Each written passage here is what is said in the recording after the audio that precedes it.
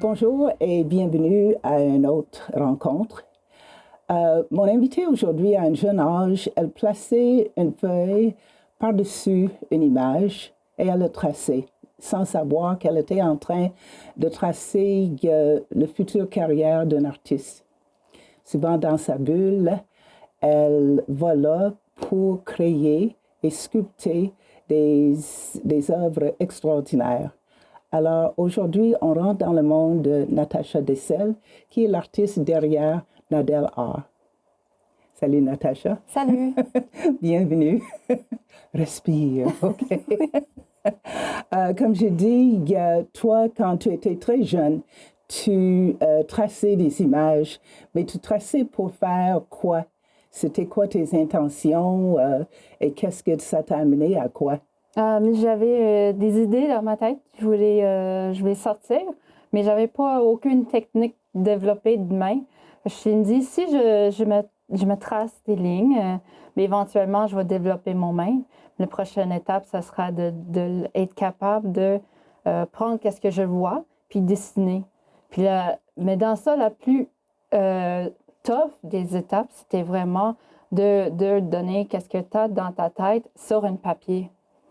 Donc, toi, tu avais déjà une idée d'une image, ce que tu voulais faire avant de commencer. Et toi, tu as dit des fois que tu voyais des choses en 3D. Oui. Je trouvais ça intéressant. Peux-tu expliquer? Parce que je ne pense pas qu'on regarde les choses de la même façon. Bien, je vois vraiment dans ma tête comme je peux ressentir. Je peux ressentir, mettons, c'est un cheval, ben quand je vais faire le cheval, ben je vais être en train de visualiser le cheval en 3D, comme si je suis là. Je ressens le gazon, je ressens le toucher de cheval, le cheveu, je peux sentir le toucher de cheveux. Donc, on dirait que c'est une présence que je suis en train de traduire. C'était incroyable. Quand tu as commencé jeune, disons, durant élémentaire, secondaire, c'était quoi les différents sujets ou thèmes que toi, tu faisais juste pour ton plaisir? Ben, dans le temps, c'était plus des plantes dessinées ou des cœurs.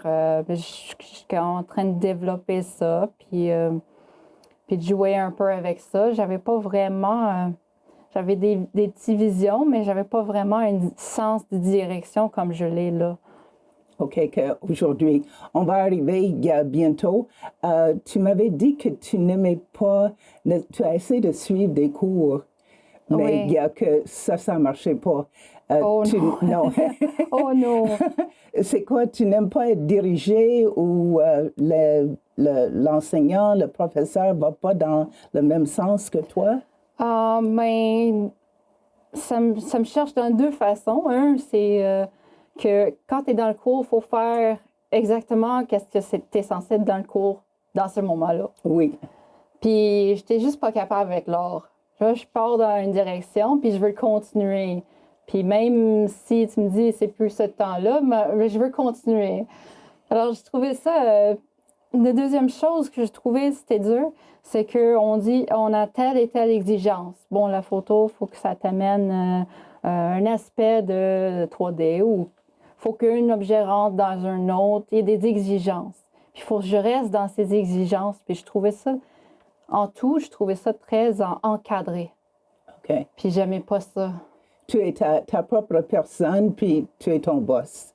Oui, c'est drôle parce que dans les autres facettes de vie, j'aimais beaucoup quand je faisais un job que quelqu'un me dit quoi faire puis comment exactement encadrer. Mais pour l'art, je ne pourrais pas me venir dire quoi Non. faire. OK.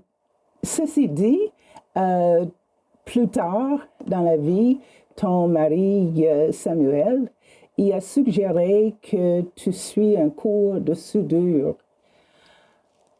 Mais d'où venait ça? Pourquoi il pensait que ça peut être intéressant pour toi? Je dessinais beaucoup, mais je faisais beaucoup de petites lignes fines. Puis quand je faisais, parce que j'étais pâtisserie avant, je faisais des gâteaux. Puis j'étais très bonne à faire des petites mini-choses sur le gâteau, des mini-détails. Puis ça, ça prend une bonne main pour faire la soudure. Alors, il a pensé de la similarité de la bonne main. Puis au début, j'étais comme, oh non, je sais pas. Mais c'est ça, vu que je te connais un peu, il me semble que c'est pas du tout la direction que toi, tu as dit, oh oui, ça c'est intéressant, mais quand même tu as accepté, tu as décidé d'y aller. Ouais. Et même si c'était pas l'art exactement, tu as aimé les techniques et tout ce que tu as appris? Ben, c'était un autre monde. C'était très technique. Le côté technique, j'avais beaucoup de misère. Mais le côté physique de faire quelque chose, je le trouvais écœurant. J'aimais ça. J'aimais ça. Puis donner des. Je sais pas. J'étais une personne très docile. Je pense de donner des petits coups de marteau sur des choses, ça me fait du bien des fois. Ça donne la chance de... Quelque chose qui me manquait dans la vie. que c'est. Donc, tu as suivi, puis est-ce que tu as travaillé en studio aussi après ça? Oui, j'ai fait un job dans le studio. OK. Donc, comment est-ce que tu as fini par fusionner le métal et l'art pour mettre les deux ensemble pour commencer à faire des créations? Mais à la fin de notre cours à l'école, on avait une petite compétition d'art. Et puis, c'est drôle, là, j'étais assise sur mon divan.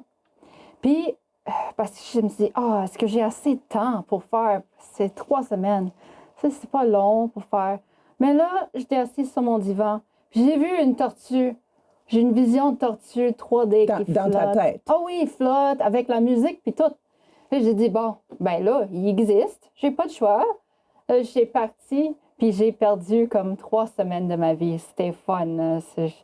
C'était ma place. J'ai trouvé où ce que je m'appartiens. Tu as embarqué. Ah oui. Puis, comme tu as dit, tu as trouvé ta place. Et c'était un concours ou c'était quoi le tortue? Est-ce qu'il y en avait d'autres? Les autres aussi, ils ont fait des œuvres d'art, on peut dire? Ouais. Et les autres, est-ce qu'ils ont fait quoi comme œuvre? Il y avait un gars qui jouait de guitare, il y avait oui. une set de drum, des choses intéressantes comme ça. Et est-ce que le prof a trouvé le tortue intéressant? Oui. C'était encourageant. Oui, vraiment. Ah, mais c'est bien. Puis, après ça, parle-moi, je pense qu'il y avait le girafe.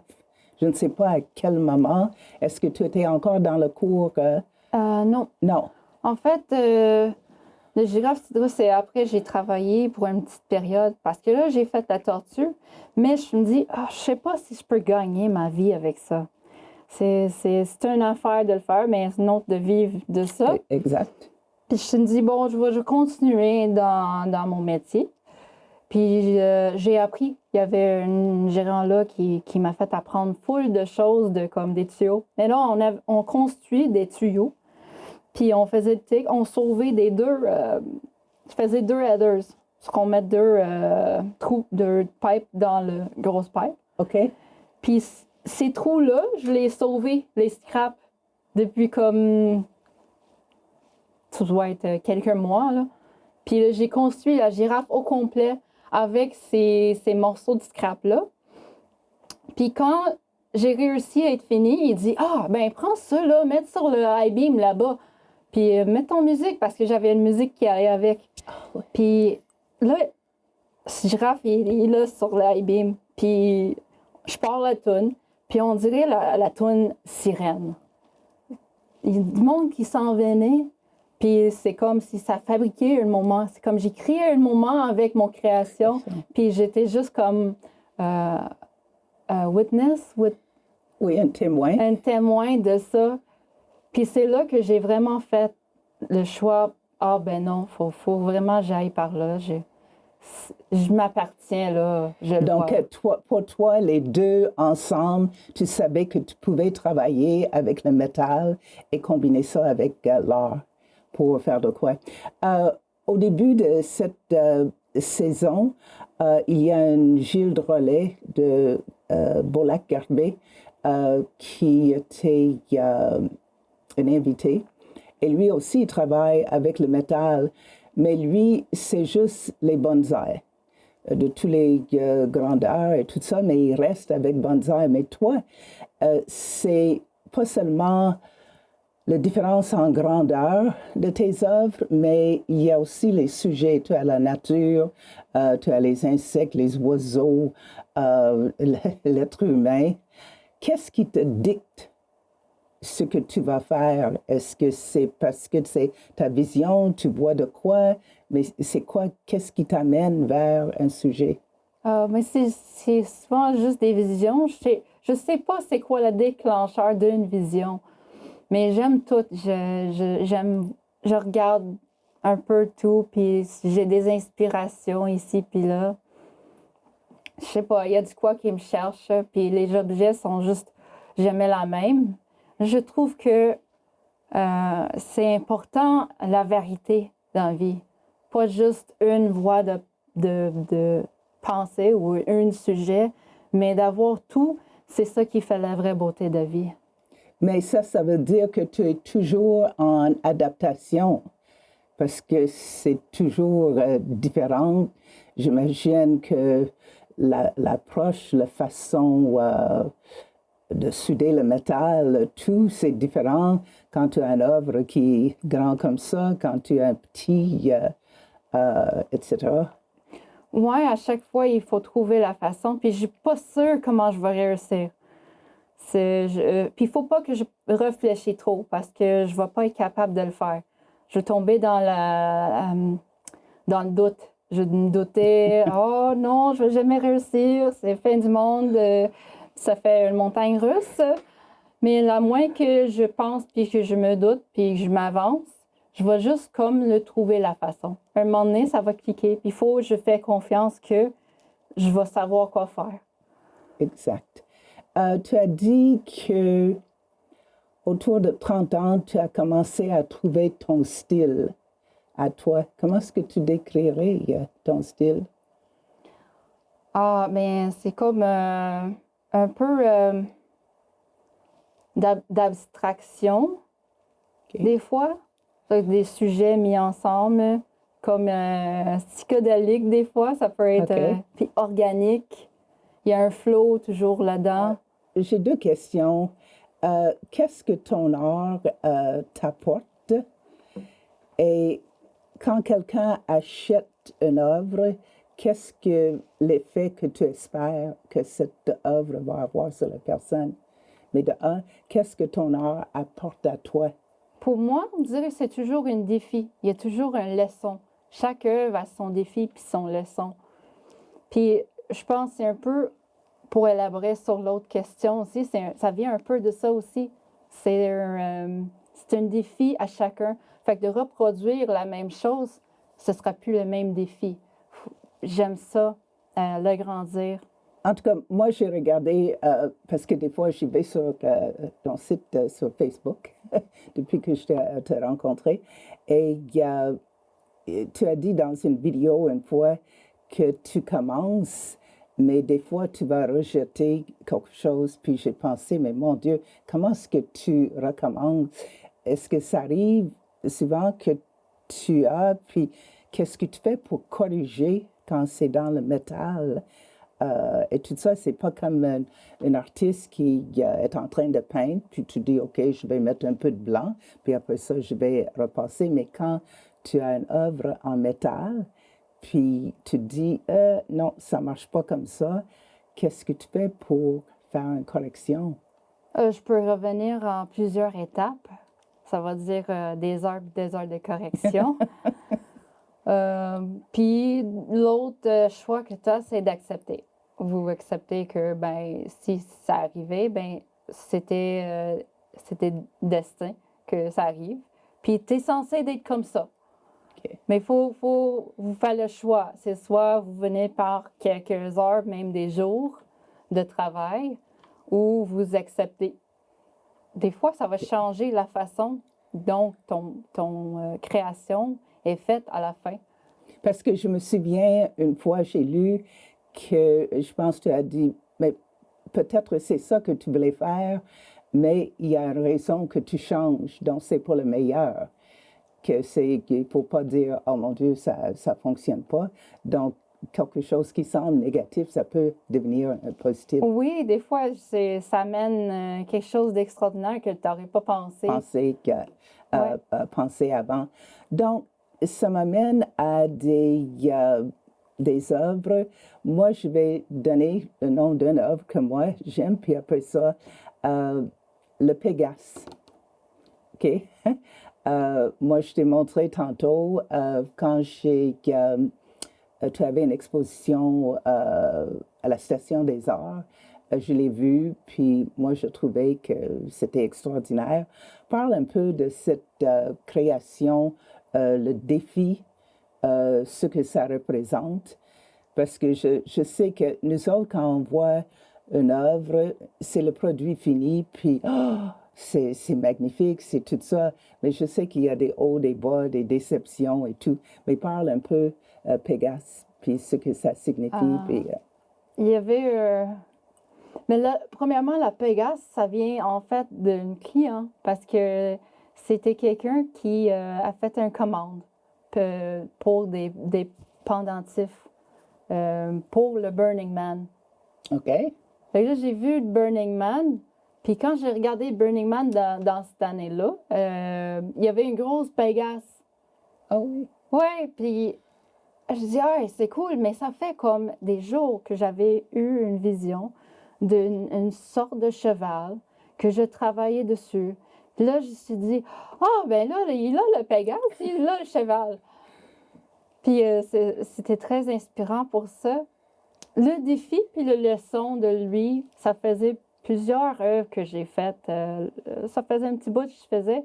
J'essaie de faire de l'argent. Fait que je faisais des plus en plus petites choses pour travailler, pour gagner ma vie. Mais je n'en faisais plus des sculptures qui me cherchaient. Je commençais à être trop sur le qu'est-ce que je devrais faire pour gagner ma vie. Ta vie.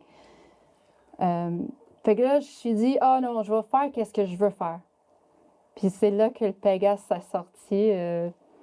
Puis il y avait une bout, là, le Pégase avait un mohawk. J'étais découragée. Vraiment. J'ai des cheveux. Puis j'ai dit, oh my God, qu'est-ce que je viens de souder après ce cheval-là? Ah, mais l'œuvre finale, c'est vraiment, c'est magnifique. Et pour toi, ça, c'est une œuvre que moi, j'aimais beaucoup. Toi, est-ce qu'il y a de quoi, je suis sûre qu'il y en a plusieurs, mais est-ce qu'il y a de quoi qui est haut sur ta liste, que pour une raison a eu un impact sur toi, que tu as grandi ou ça a changé ta vie? Mais je ne sais pas s'il y a un en spécifique, vraiment, dans les œuvres que je peux vraiment dire cette œuvre. Chaque œuvre, comme je dis, ça m'apporte quelque chose, ça m'apporte une leçon. Puis quand j'ai fini avec cette leçon-là, c'est comme je lâche prise de l'œuvre. Okay.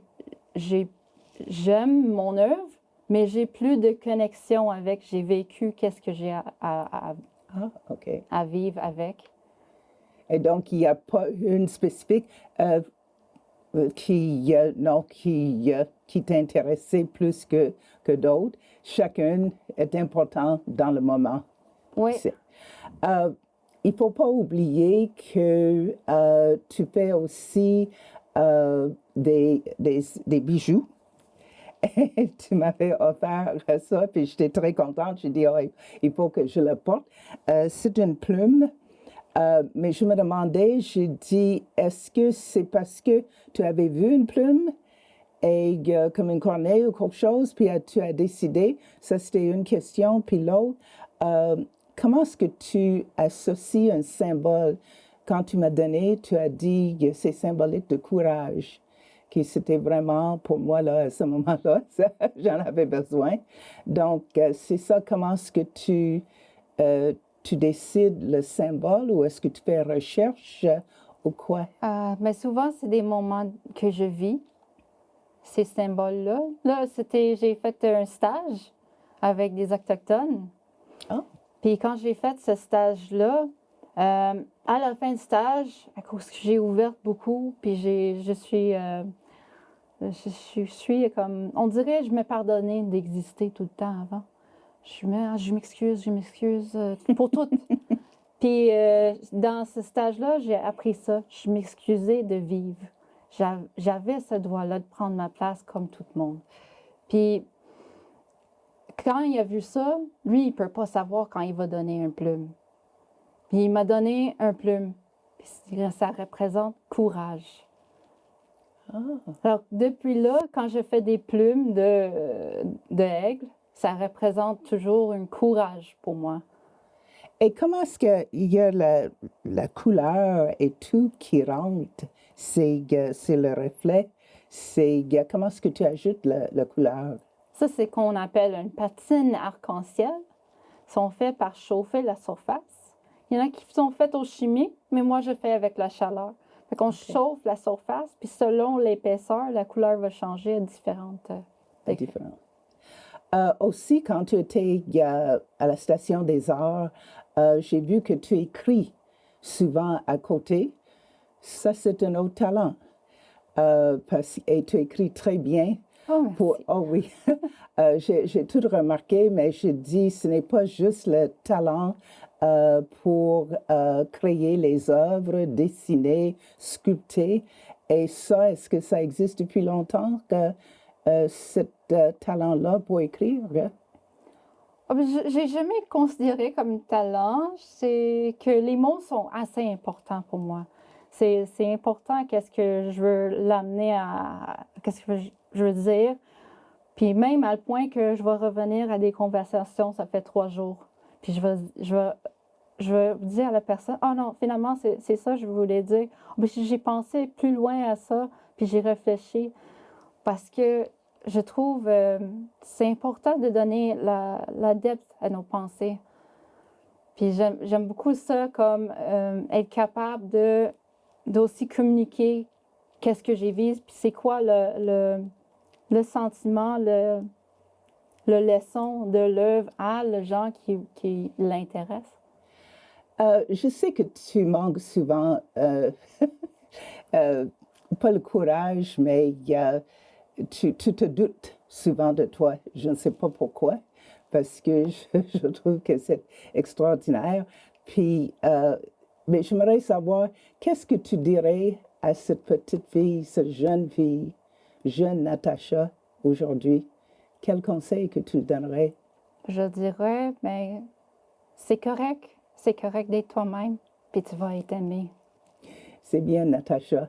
En tout cas, je sais, aussi, on n'a pas parlé, mais je sais que tu as le dragon qui, un jour, tu veux mettre devant ta maison, l'atelier, puis j'espère que tu vas le faire parce que comme ça, les gens vont savoir quand ils passent sur le 112 que ton atelier est là, puis il peut passer. En tout cas, je te souhaite le meilleur, bonne continuité. Puis on avait parlé tantôt de Pan, et c'est le Pan, c'est la confiance. Donc toi, tu m'as donné ça pour courage. Puis j'espère que tu vas développer aussi le Pan. Je sais que ça va être magnifique si tu le fais, mais bonne continuité parce que tu as un talent extraordinaire. Merci beaucoup, Thérèse. Merci. Donc, ceci termine. Natacha, comme j'ai dit, elle est située entre Coleraine et Disraeli. Un jour, tu vas voir un gros dragon qui va indiquer l'endroit. Il ne reste que 2 émissions de rencontres pour cette année. Puis les 2 dernières vont être un peu différentes.